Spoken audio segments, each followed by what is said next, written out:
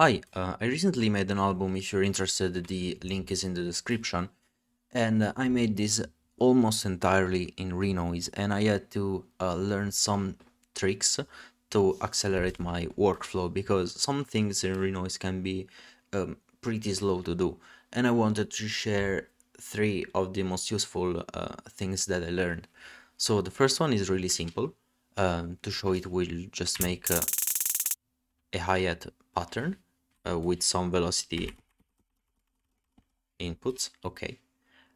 So for this trick we will need a device. For example, this is a panning device. I will increase the width and increase the distance, and then we will need an LFO to control the device. So we have an LFO, and I will make the amplitude 100% to accentuate the effect, and I will point it to the panning. Now the crucial part is taking the frequency and turning it down to infinite. This means that the LFO is stopped. We have to change the LFO type to random. Now every time we reset the LFO, it gives us a new random value. What I want to do is actually randomly panning the hi-hat every time I trigger the sample. I can do this with a key tracker.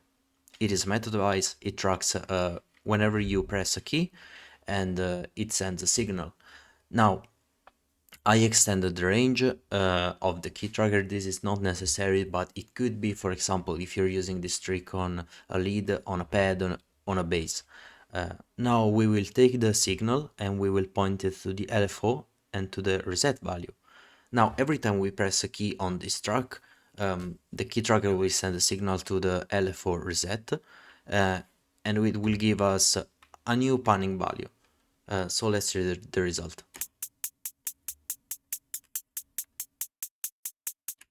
Okay, sounds nice. This was the first trick. It's pretty simple, but it saved me a lot of time, and I wanted to share it. On to the second trick. So for this second technique, I actually loaded a track that I am making, and it has a lot of automation. I wanted to make a pretty long intro for Renoise standards. It is 20-second long, and I had to make a lot of automation. So what is going on is I am controlling the master volume for just 3 patterns. Then I am controlling a cutoff for 8 whole patterns. And I am controlling, actually, I think, okay, another cutoff. This is okay, it sounds okay, but it is tiring to make because you have to make the first automation and then chain it to the second automation and the third automation. Plus the result is not very precise. You don't get a nice and smooth curve. This is hard to hear, but it bothers me. So I came up with another solution. I will now just delete the automations that I made. Okay, and I will control the same values with LFOs. So for example, remember here on the master track we had 3 patterns of fade in, and we can do that with an LFO. Let's just load it and send the signal to mixer and transport and volume. Now we will make a custom curve. Let's put the amplitude to the max. Let's make it a bit exponential, and especially let's make it one shot. Now, what I want to do for this long LFO is I wanted my fade in to be 3 patterns long, and I know that my pattern is 64 lines. So if I take my LFO frequency and make it last 64 times 3, it should be like 192, I think. And then I have to reset it whenever I want it to start. Remember, it's one shot, so it will always fade in one time and then do nothing. I will quickly make the other 2 LFOs.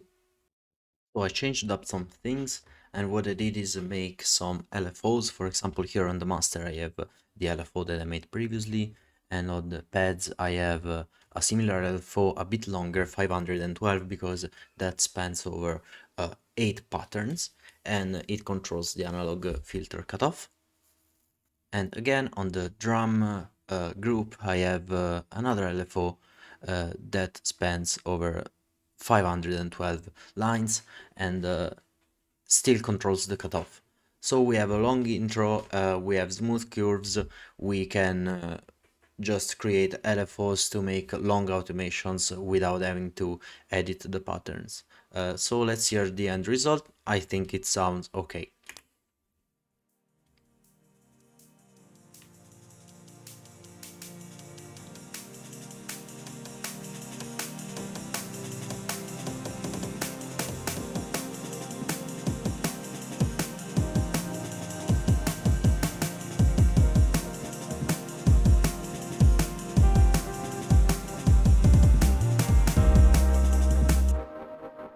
So this was the second trick. I find myself using this also pretty often, and it saved me a lot of just doing this. And I wanted to share it. On to the third trick. Okay, I hope this one is not gonna be too noisy because it uses a particular plugin. It's called Mains. It's by Emma Essex. I will leave the link somewhere in the description too. And it makes electrical interference noises. So this kind of thing. Now, I was interested in controlling the third. No, not the third, that is the volume, this parameter.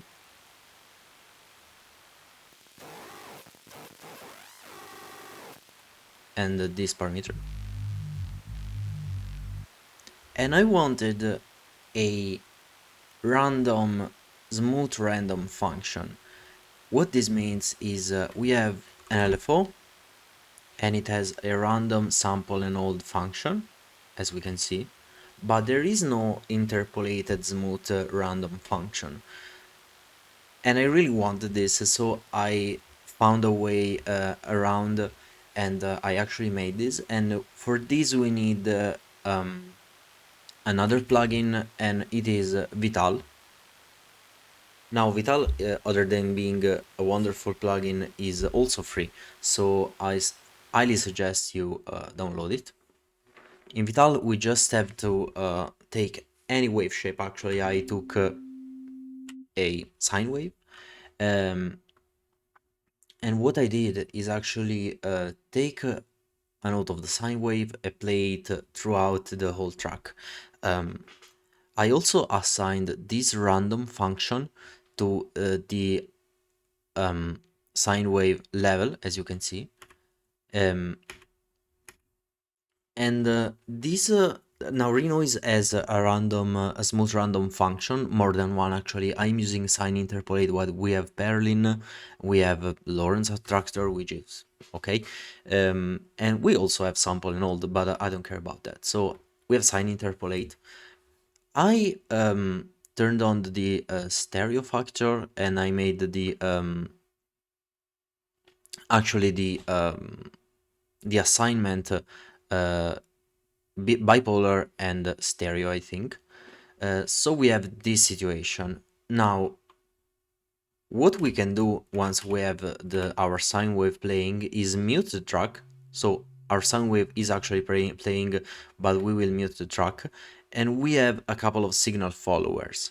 The first signal followers tracks to instrument automation and the first parameters that I showed you earlier, so this one, and the second signal follower to the second parameter.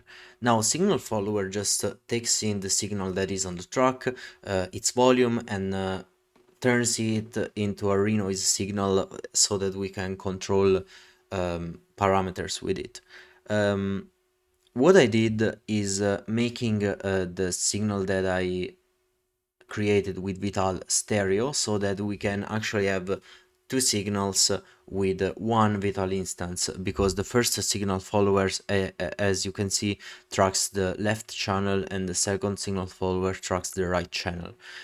We have to play around a bit with the sensitivity and attack the release and minimum and maximum destination, and that is highly subjective. It depends on what you actually want to do. For example, here I didn't need the destination maximum to be 100%, so I just made it 55%, and the sensitivity, I think, not the sensitivity, but scaling here is exponential. Once we have this, we have two smooth random functions. In my case, they control something really silly. This is just a noise track, but I'm sure you can find some uses to for this. So as we can see, once we start the track, the vital signal